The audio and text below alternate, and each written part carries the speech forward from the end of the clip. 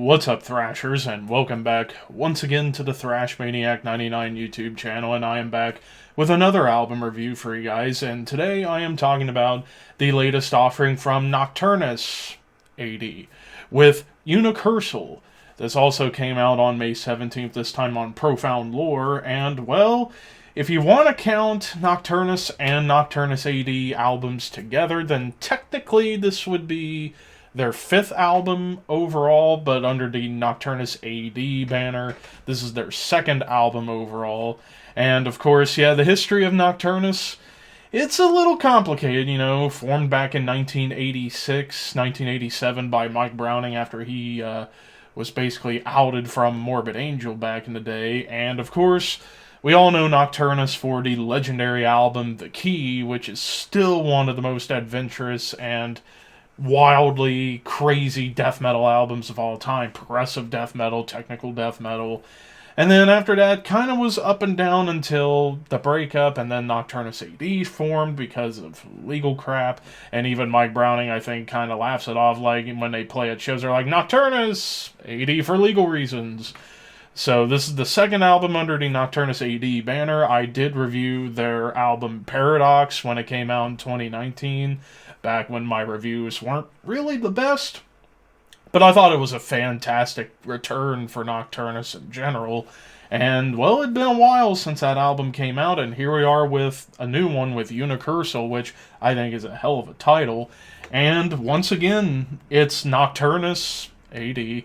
firing on all cylinders in terms of just wild compositions, crazy technical arrangements, technical guitars, progressive songwriting, and just overall feeling like evil sci-fi music, pretty much. And we get right, like, after the intro, which I'll go ahead and talk about the intros and outros.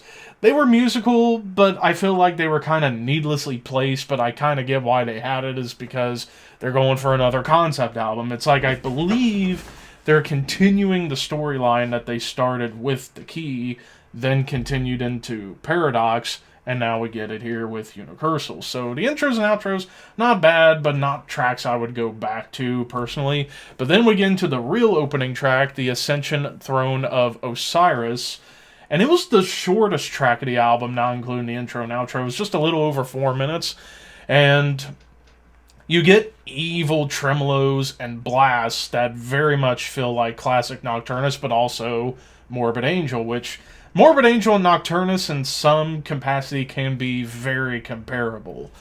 But you get some really cool prog metal melodies that come up here and there, and even a really cool galloping rhythm with almost like evil sci-fi Iron Maiden melodies, which is really cool. And then it leads me into talking about the lead work. The lead work is just like any Nocturnus or AD album. It's just flying with precision, technical chops, and melody shred, the whole 9 yards, essentially. And even the ending of the song, kind of more doom-laden, which was really cool. And then we get into Cephalogod after a nice little sci-fi start, which pretty much every track, for the most part, has a cool sci-fi ambient beginning, which can be a little formulaic and can get repetitive, but it's effective. And after this start, it gets into more galloping riffs and rhythms, crawling riffs and blast beats, quick-fire leads, and it's technical as fuck, I will say. But this track, there's a lot of lyrics, and it's only a 4.5-minute song, but Mike Browning's just going everywhere with his vocals, and on top of that, just a lot of lyric writing, whereas most of the longer tracks, there's a lot less lyrics. This is one of the shorter tracks, and it's got the most lyrics of any track that I saw on the, on the track list. But after these first two tracks, which I'll go ahead and say, while they were good songs, they don't stand out in comparison to pretty much everything else on the album, because starting with the next track, I gotta figure out how to pronounce this. I had it right earlier, now I forgot. Mesolithic, which is the longest track of the album at nearly 9 minutes, and here is really where we get into the meat of the album. Tribal percussion to start off, and then it gets into this Cool melody and leads that almost feel like Dream Theater a little bit. Clean guitars, it's quite proggy in its sensibility, with off-time signatures happening here. And then even the riffs and the keyboards that kind of follow it still retain a Dream Theater vibe, but there's like a dark vibe that almost reminds me a bit of Asia, like an evil death metal version of Asia, which I did not really see coming.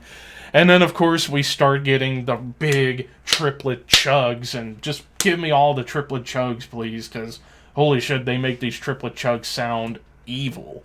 And, of course, more technical riffs, some chimes come in there to add more to the atmosphere, and even the lead at the end was a little more melodic as opposed to just technical shredding. Organism 46B. This one kind of goes for more or less a standard death metal trope.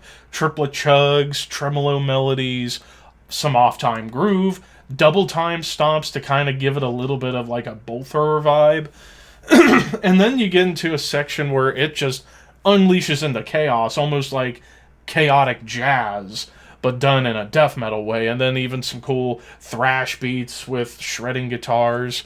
Then we get into Mission Malekith, chimes, synths, and ambience before you get more galloping riffs, and then Morbid Angel tremolos and blasts that almost sound like out of something like Blessed Are the Sick or Covenant, something along those lines, somewhere in that period.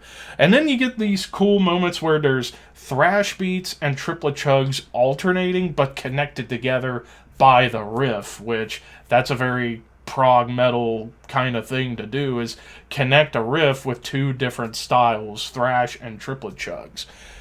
And then you even get some like real high energy thrash sections and some cool psychedelic lead guitars to kind of add more to a bit of a trippy vibe that's happening on this track. More straight up triplet chugs, even a keyboard solo that was killer that leads into solos that just trade off of one another. And then we get into the main final three songs, which you could almost consider one big, long, run-on song. Yasad, The Dark Side of the Moon, eerie ambience, and then you get some more slow, lumbering grooves, crawling riffs. It gets thrashy again, some lumbering triplet chugs. Great, excuse me. Great lead melodies, big-time triplet chugs, and more trade-offs with the solos. And then Hode,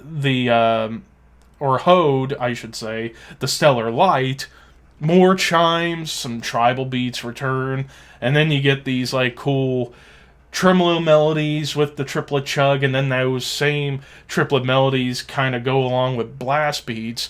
And then some of the rhythms that Mike's going for kind of remind me of Neil Peart from Rush a little bit, but connected with more tech death guitars. And then the atmosphere gets subdued a little bit to build tension. And then it turns into more double time stomps, excellent build up throughout, and just lots of changes going on this track.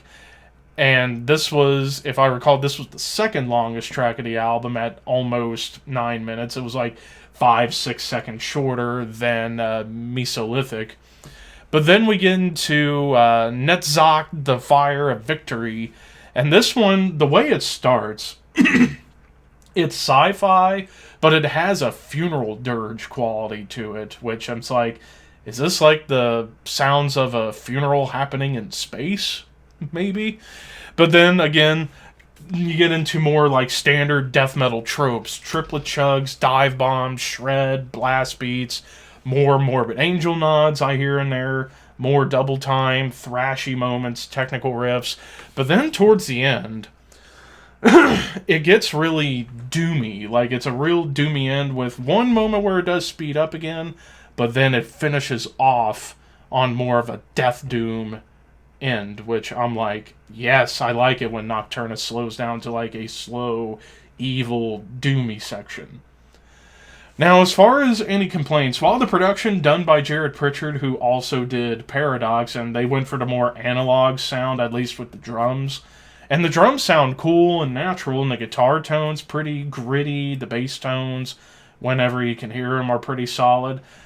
The big issue I have with this album, apart from the intro and outro just kind of being needless, is the vocals. The mix of the vocals, like the vocals in the mix sound kind of far back, like the instruments kind of overpower the vocals. And then on top of that, the vocal performance itself, Mike Browning's vocals on this album were not great. I'm not saying they're bad, but it just kind of sounded like he was telling a story gruffly, as opposed to like straight up death metal vocals. I don't know if it's just because, age is catching up with him. After all, the man's almost 60 years old. I don't know if it's that, or it's just the vibe he chose to go for to make it sound like he's telling you stories with a gruff voice tone. But to me, it just doesn't quite fit. I mean, the vocals on Paradox were somewhat similar, but I feel like he had more to offer on the vocals on that album than he did here. Whereas, again, this just felt like gruff storytelling with the vocals, which, like I said, it's not bad, but it's not great. So honestly, I almost feel like perhaps, and this is no dig at Mike, like, I love his vocals on The Key. They just sounded evil and sinister.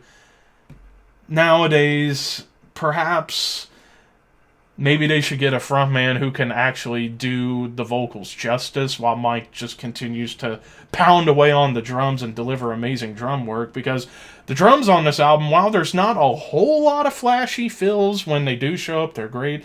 It's just more about chaos, so to speak. So really the only thing that holds this album back from getting an even higher score than I'm already going to give is the mix of the vocals and the vocals themselves. But overall, musically, this is fantastic. Like, this is some of the most adventurous death metal I've heard this year. And when you take the pros and the cons, I'm going to also give this a 4 out of 5, like I did the Gatecreeper album. I think, again, this is great music from Nocturnus A.D. I think musically, it kind of improves on some aspects of what they were doing on Paradox. It's just the vocals and the vocal mix regressed on this album. I think if they could have gotten a vocalist that can do this album justice and was up in the mix, this would have been a perfect 5 out of 5. But nonetheless, still a great album. But of course, those are just my opinions. What do you guys think of Unicursal by Nocturnus A.D? Let me know in the comments. Thank you for watching. Like, comment, share, subscribe, all that stuff. Keep your horns high and your dreams wet. Thank you for your patronage.